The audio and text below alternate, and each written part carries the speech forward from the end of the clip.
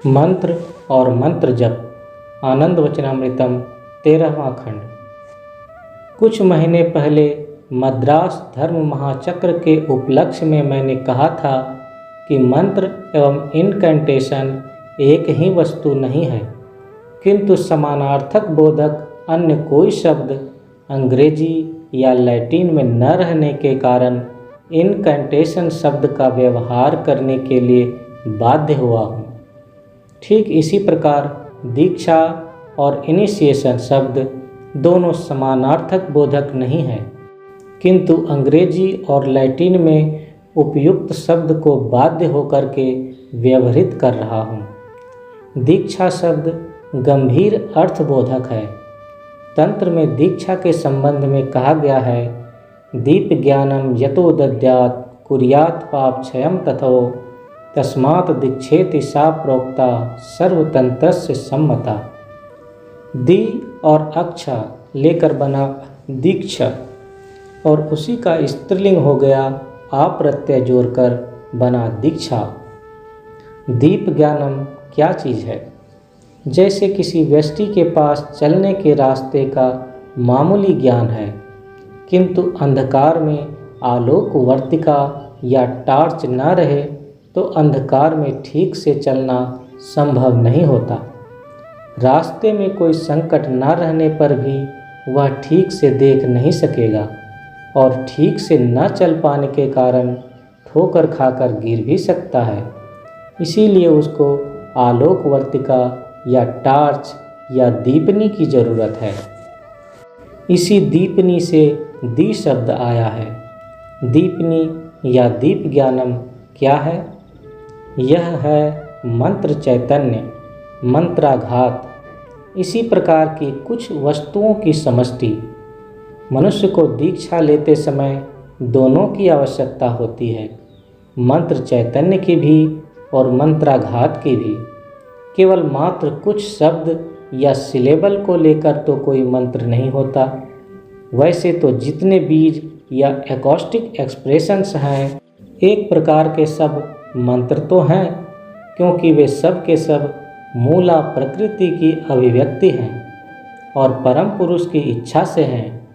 क्योंकि जब उनमें अभिव्यक्ति है तो स्पंदन भी रहेगा, शब्द भी रहेगा और वर्ण भी। इस विचार से देखने पर आर्य वर्णमाला के अ से लेकर अक्ष पर्यंत जो 50 वर्ण हैं, सभी मंत्र हैं।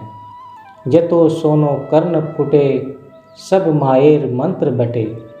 किंतु उनमें से मनुष्य के संस्कार के अनुसार मंत्र को चुन लेना पड़ेगा और वे होंगे तदिष्ट मंत्र। केवल शब्द होने से ही वह मंत्र नहीं बन जाता, न तो वह इष्ट मंत्र है और न ही उसका व्यवहार साधना में किया जा सकता है। मंत्र को होना चाहिए चेतना संपन्न सिद्ध मंत्र।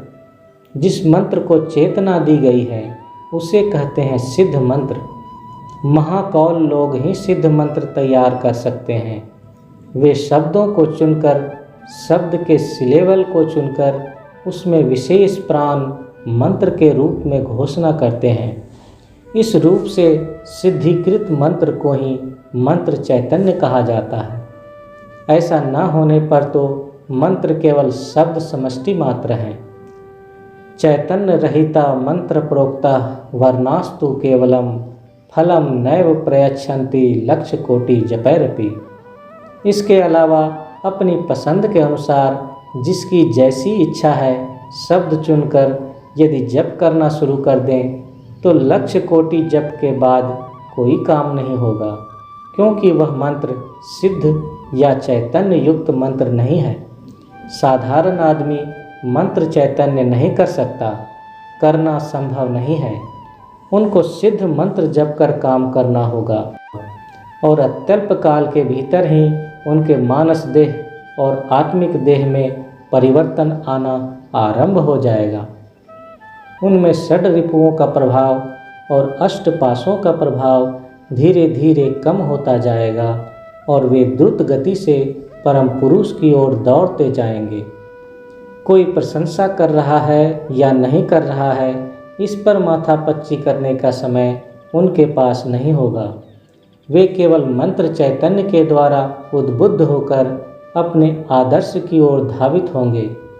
मैंने कहा था, छोटे जे जन बांसीर टाने, से की ताकाय पौथेर पाने। तब और किसी और भ्रूक्षेप करने का अवकाश नहीं रहेगा। और इधर मंत्राघात, मूलीभूता चेतना शक्ति, डिविनिटी इन लेटेंट फॉर्म, जिसको कुल कुंडलिनी शक्ति कहा जाता है, जो मूलाधार चक्र में रहती है, वह उपयुक्त मंत्र पाने पर प्रसुप्ता कुल कुंडलिनी में एक धक्का लगता है। उसकी नींद टूट जाती है और वह जग उठती है।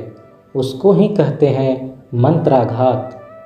मंत्र चैतन्य और मंत्राघात के द्वारा मनुष्य जब आगे बढ़ने का निर्देशन पाता है, उसी को कहा जाता है दीप ज्ञानम अथवा दीपनी।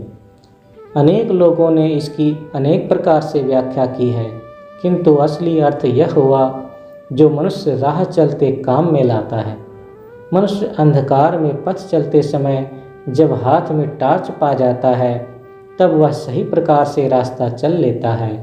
ठोकर खाकर गिरने की संभावना नहीं रहती और उसका जो लक्ष्य है या जिसकी प्राप्ति के लिए वह चल रहा है, वह उसे दिखाई पड़ने लगती है।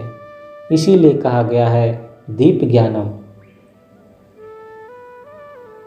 पाप का क्या अर्थ है? मन जब ऐसा कुछ काम करता है जिससे उसमें विकृति आती है और दूसरों की क्षति होती है, तब उसको कहते हैं पाप। पुराण लेखक व्यासदेव ने कहा था, अष्टादशः पुराणेषु व्यासस्य वचनद्वयम् परोपकारः पुण्याय पापाय परपीडनम्।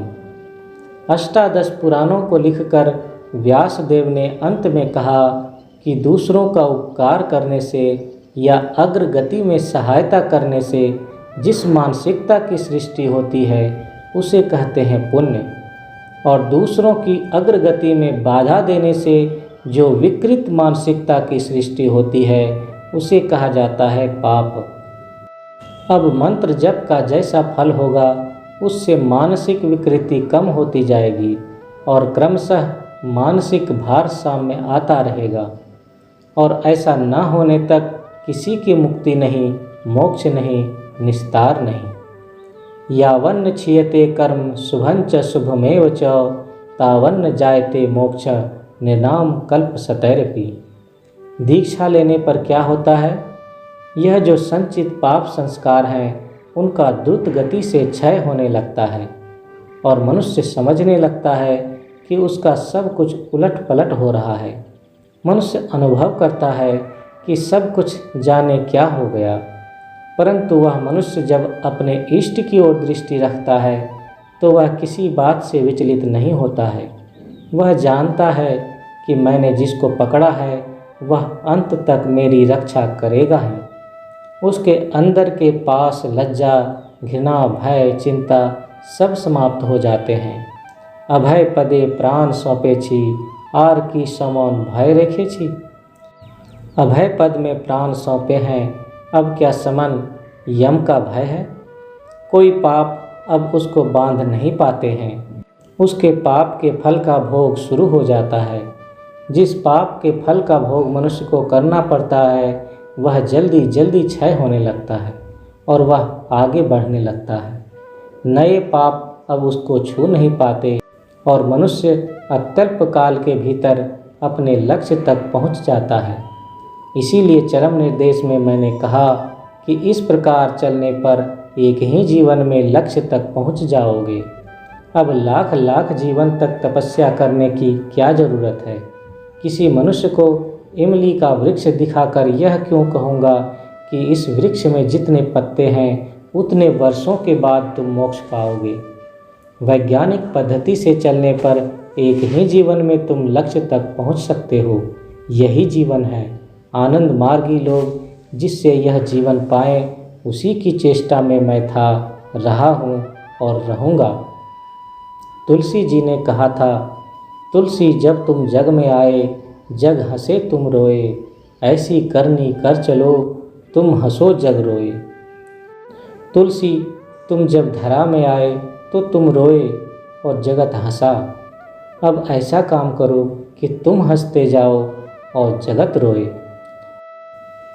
दीक्षा लेने के बाद मनुष्य जीवन में एक मोड़ आ जाता है और जो लोग निष्ठा के साथ यह काम करते हैं दूसरे जन्म के लिए उन्हें प्रतीक्षा नहीं करनी पड़ती। जो होना है इसी जन्म में हो जाता है। इस बात को याद रखना। हाँ, उल्लास से उच्छल हो उठेगा तुम लोगों का जीवन। हंसी खुशी उच्छल हो उठे, उसी कामना को लेकर मैं अपना वक्तव्य समाप्त करता हूँ।